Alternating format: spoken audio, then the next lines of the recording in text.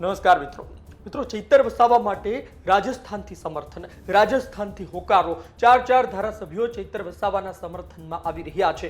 નર્મદામાં એક મોટો કાર્યક્રમ થાય તેવા ધાણ ભરતાઈ રહ્યા છે। એ કાર્યક્રમ કે જેનાથી ગુજરાત ભારતીય જનતા પાર્ટીના નેતાઓ વિચારતા થઈ જશે ચૈતર વસાવાની જેલ તેમની માટે મોટી મુસીબત સાબિત ન થાય। વિસ્તારથી વાત કરું તો આદિવાસી સમાજમાં એક વાત છે કે ચૈતર વસાવાને શું ફસાવવામાં આવ્યા છે। ચૈતર વસાવા સામે ભારતીય જનતા પાર્ટી સામદામ દંડ ભેદ કરીને પાર્ટી છોડાવવા માટે મજબૂર કરી રહી છે। ચૈતર વસાવા હારી જાય, તૂટી જાય અને ભારતીય જનતા પાર્ટીમાં જોડાય તે પ્રકારનું આખું સમીકરણ સેટ કરવામાં આવી રહ્યું છે। આ સાબિત ન કરી શકાય, પરંતુ તેમના પર કેસ ચાલી રહ્યો છે, જે ઝડપથી ચાલ્યો છે, જે સજા મળી છે, એ સાંભળ્યા બાદ, એ જોયા બાદ લોકો આ પ્રકારની વાતો કરી રહ્યા છે। આ બધા વચ્ચે હવે સમાચાર રાજસ્થાનથી સામે આવી રહ્યા છે। ઉમેશ મીના કરીને છે, આસપુર વિધાનસભાથી ધારાસભ્ય છે, ભારતીય આદિવાસી પાર્ટીથી આવે છે અને તેમણે ચૈતર વસાવાને સમર્થન આપી દીધું છે। કહ્યું છે કે ચૈતર વસાવા સાથે ખોટું થયું છે, આ ષડયંત્ર છે। આદિવાસી સમાજનો અવાજ ઉઠાવતા હતા ચૈતર વસાવા અને તેમને ફસાવવામાં આવ્યા છે। નર્મદામાં એક મોટા કાર્યક્રમની તૈયારી કરો। અમે ભારતીય આદિવાસી પાર્ટીના ધારાસભ્યો ચૈતર વસાવાના સમર્થનમાં છીએ।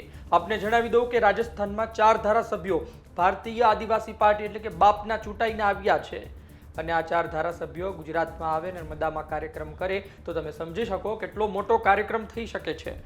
અને ગુજરાતના આદિવાસી પટ્ટીના લોકો અલગ, તે તો પોતાના વિડીયોમાં કહે છે કે 4 રાજ્યોના, તેમાં રાજસ્થાન, મધ્યપ્રદેશ, મહારાષ્ટ્ર અને ગુજરાતના આદિવાસી વિસ્તારના લોકો સમાવેશ હોઈ શકે છે। સાંભળો તેમણે શું કહ્યું, ત્યારબાદ આપણે વધુ વાત કરીએ। सभी साथियों को जय जोहार। आज हमारे विशेष बात को लेके मैं आया हूँ। गुजरात के अंदर जो हमारे छत्रपति वसावा विधायक है, नर्मदा जिले से डिडियापाड़ा विधानसभा से विधायक साथी हैं और उस विधायक साथी को वो विधायक एक आदिवासियों की आवाज़ उठाने वाला, एसटी एससी ओबीसी की आवाज़ उठाने वाला, जिस तरह से भारत आदिवासी पार्टी और आदिवासी समाज के विचारधारा पर काम करने वाले व्यक्ति को षड्यंत्र रूप से फंसाया जा रहा है।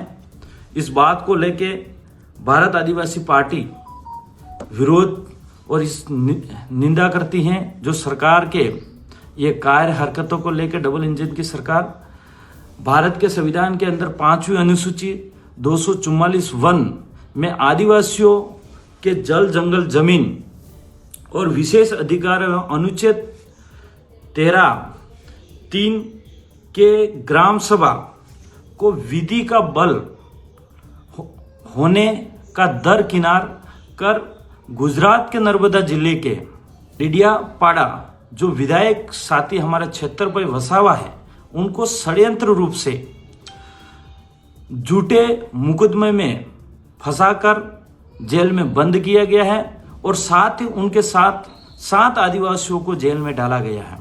इस बात को लेके भारत आदिवासी पार्टी के हम सभी विधायक और 4 राज्य के लोग हम आह्वान करते हैं कि छत्रपति वसावा के समर्थन में नर्मदा जिले के अंदर एक बड़ा कार्यक्रम किया जाए और इस कार्यक्रम के अंदर हम शामिल होंगे और साथ ही इस कार्यक्रम को नर्मदा जिले के तमाम हमारे भारत आदिवासी पार्टी के जितने भी कार्यकर्ता और सामाजिक कार्यकर्ता हैं, उनको मैं विश्वास दिलाता हूं कि इस समर्थन को लेकर एक बड़ा कार्यक्रम किया जाए। उस कार्यक्रम में हम शामिल होंगे और भारत आदिवासी पार्टी की यह व्यवस्था है कि कार्यक्रम को शांतिपूर्ण से हमको करना है। साथ ही हम लोग भारत के संविधान को मानने वाले लोग हैं, कानून को मानने वाले लोग हैं, लोकतंत्र को मानने वाले लोग हैं। तो हम इस कार्यक्रम के अंदर किसी भी प्रकार से कोई दादागिरी वाला जैसा कार्यक्रम नहीं करना है, शांतिपूर्ण से कार्यक्रम करना और शांतिपूर्ण से हमें छत्रपति वसावा को न्याय दिलाने का काम करना है। मैं भारत आदिवासी पार्टी विधायक होने के नाते हम पूरा इस छत्रपति वसावा जो हमारे आदिवासियों के, हमारे जैसी विचारधारा रखने वाला और हमारी आदिवासियों की आवाज़ उठाने वाला व्यक्ति को हम पूरी तरह से समर्थन करते। उस भाई को न्याय दिलाने के लिए हम कंधे से कंधे मिला के साथ रहने के लिए खड़े हैं। सभी साथियों को एक बार पुनः आप सभी साथियों को जोहार। तो आपे सांभळ्युं के शुं कहेवामां आव्युं। आ कोई सामान्य निवेदन नथी। જો નર્મદામાં મોટો કાર્યક્રમ થાય છે તો ભારતીય જનતા પાર્ટીના નેતાઓ વિચારતા થઈ જશે અને કોંગ્રેસના નેતાઓ પણ સાથે વિચારતા થઈ જશે, કારણ કે પછી એક સહાનુભૂતિની એક લહેર ઊભી થાય, લોકો વચ્ચે પ્રેમ ઊભો થાય. ચૈતર વસાવા ભલે જેલમાં હોય, પરંતુ આ પ્રકારના કાર્યક્રમ લોકો વચ્ચે એક એવો મેસેજ મૂકે છે કે ચૈતર વસાવા સાચા માણસ છે, આદિવાસી નેતા છે, આદિવાસીનો અવાજ દબાવવા માટે તેની સાથે રાજનીતિ થઈ રહી છે, તેમને ફસાવવામાં આવી રહ્યા છે. એટલે કે પછી તેઓ જેલમાં રહે તો પણ તેમના માટે ફાયદો, પરંતુ જો ધારાસભ્ય પદ જાય છે તો પછી ચૈતર વસાવા માટે આવનાર દિવસ ખૂબ જ કપરા રહી શકે છે.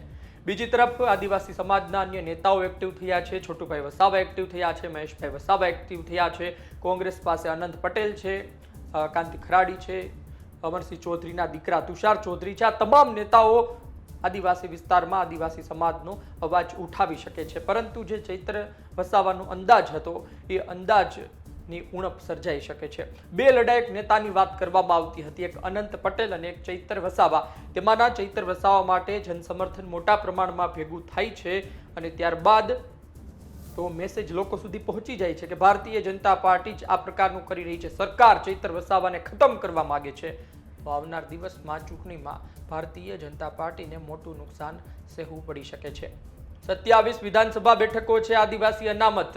ભારતીય જનતા પાર્ટી બેશક તેમાં દમખમ સાબિત કરી ચૂકી છે. ભારતીય જનતા પાર્ટી તેમાં મજબૂત છે. ચૈતર વસાવા આમ આદમી પાર્ટીથી એક ધારાસભ્ય છે, બાકી કાંતિ ખરાડી, અનંત પટેલ, તુષાર ચૌધરી આ ધારાસભ્યો છે. એટલે કે વિપક્ષ પાસે આદિવાસી ધારાસભ્યો એટલા નથી. ભારતીય જનતા પાર્ટી મજબૂત છે, પરંતુ આ પકડ ઢીલી થતા સમય નહીં લાગે જો આ પ્રકારના કાર્યક્રમ થાય છે તો.